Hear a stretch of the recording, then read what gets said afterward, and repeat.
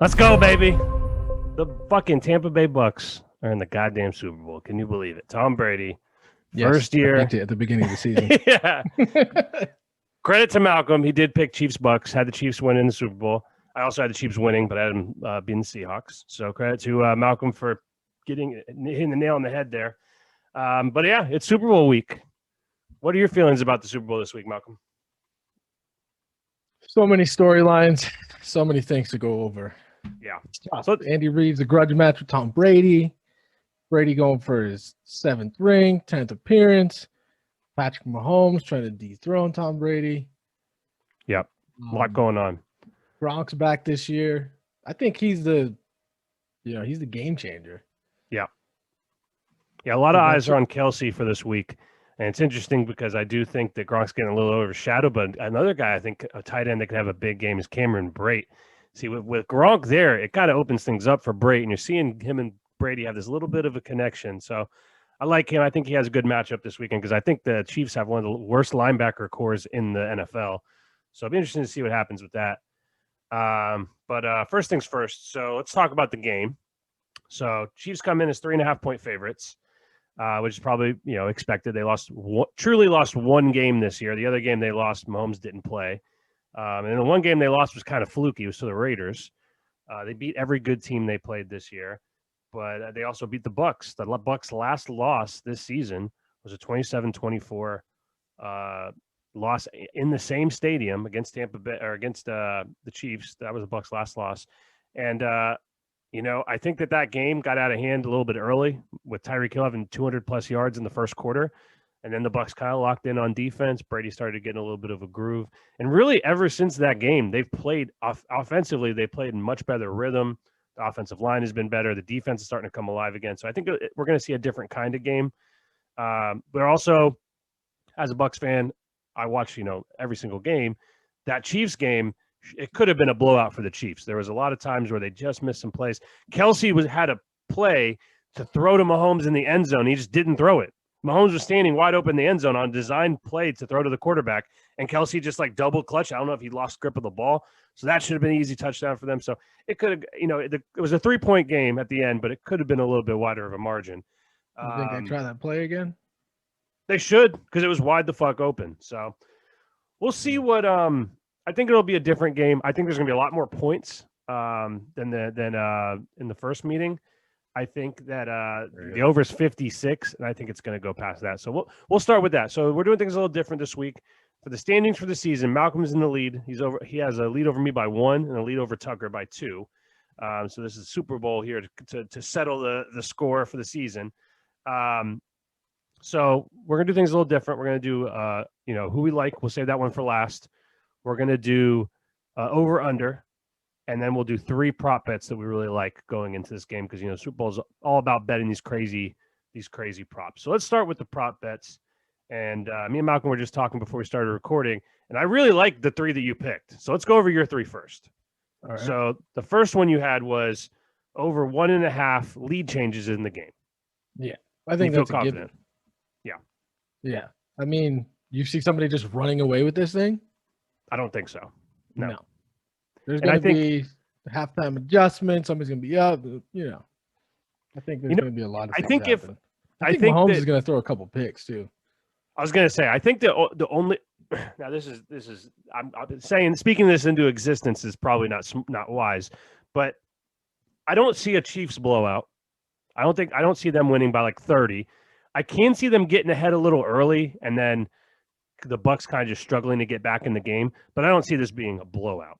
I don't care what you do. You just got to double Tyreek Hill the whole and game. live with whatever Kelsey gets over the middle. Exactly. That's really what it comes down to.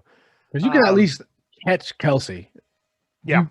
If Tyreek Hill, he's gone, dude. Even when you do have him, he's sometimes gone. Exactly. And we saw that in the first game that they played. There was 2 of the touchdown catches he had. It was just a great pass, just over the corner's fingertips, right into the bread basket. You know what I mean? It's nothing you can do about that. You could double him, he's still going to score. So, so I like that. I like that one as well.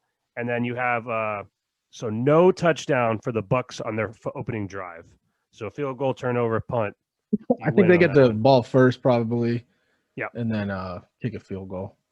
Okay, and then I do have some. Just this is my personal belief. I think the first person to score a touchdown will be Antonio Brown for them.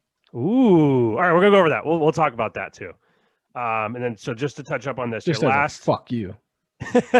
yeah, your last prop bet, you have Brady over a half rushing yard, which I love. Half That. rushing yard. They got to Absolutely squeeze love him out that. of the pocket at one point, and he just falls Just even, forward. he's going to do a little sneak on a 4th and 1 or something. That's coming. Exactly. He's going to get at least one. So I love that too. So you have over 1.5 leave changes, no touchdown on the first drive for the Bucs, and Brady over a half yard. So for my three, I have Chris Godwin to have more receiving yards than Travis Kelce.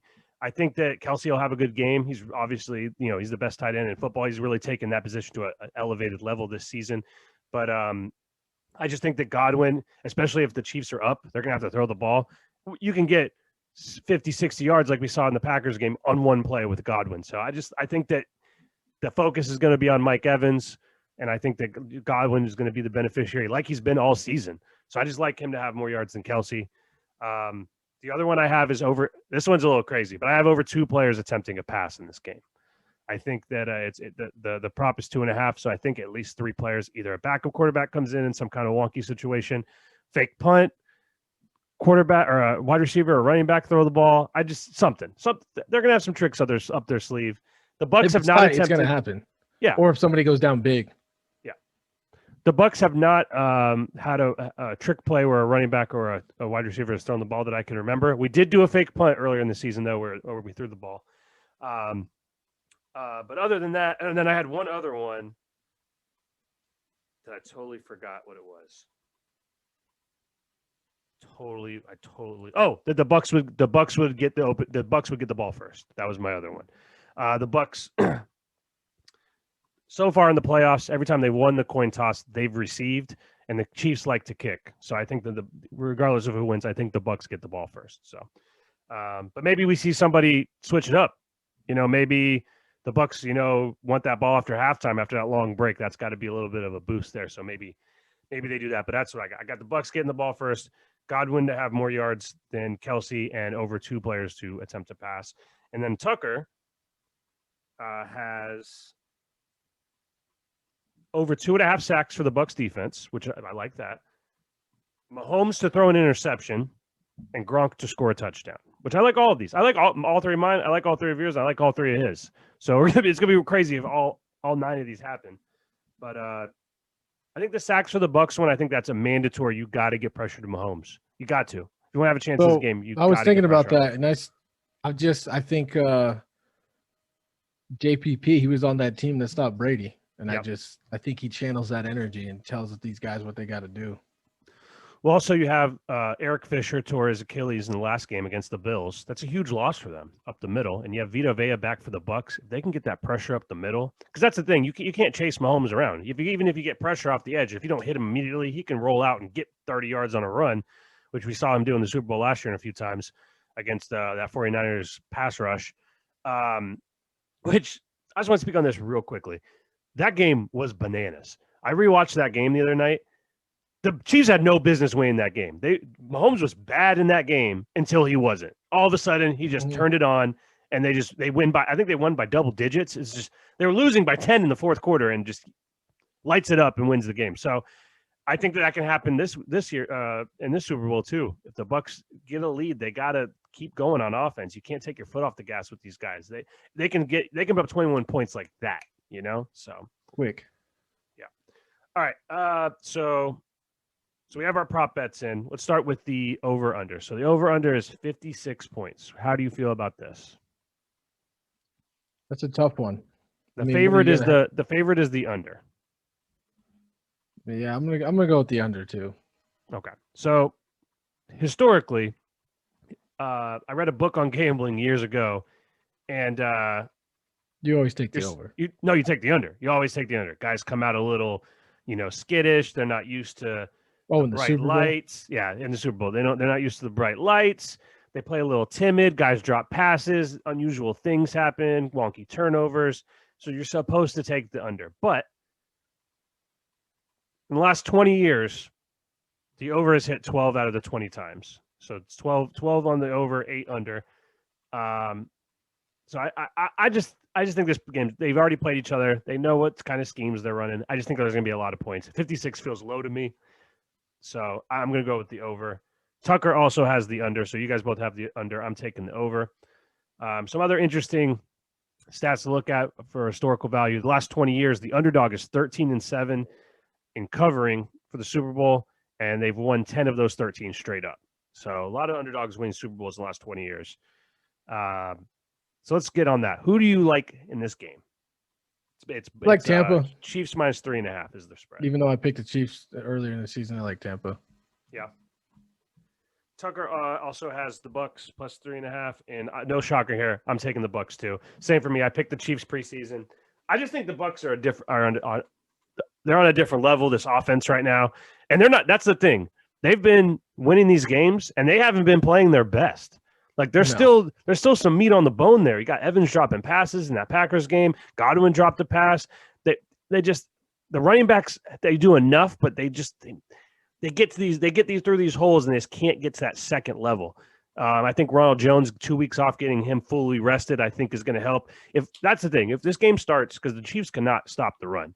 If this game starts, the Bucs get the ball first, and Ronald Jones runs through that hole like he has been all year, hard and aggressive and looking for violence, that's going to be a long night for the Chiefs. And I think,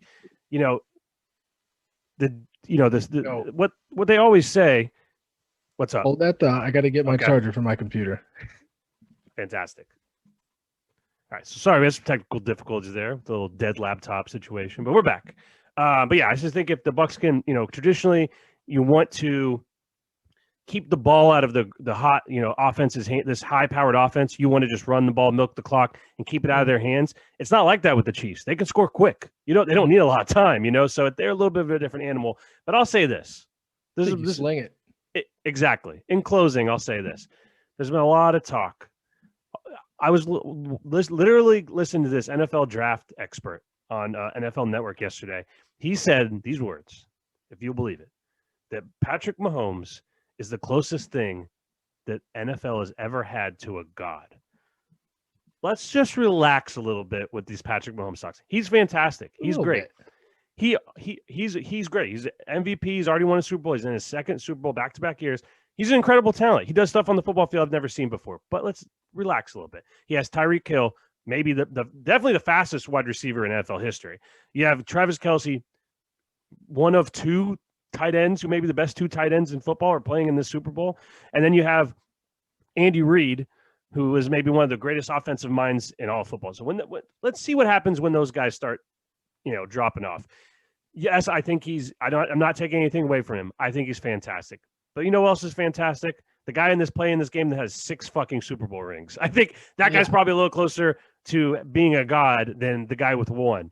So again, I said this on our regular episode. I think that this is a huge game legacy-wise 20 years from now.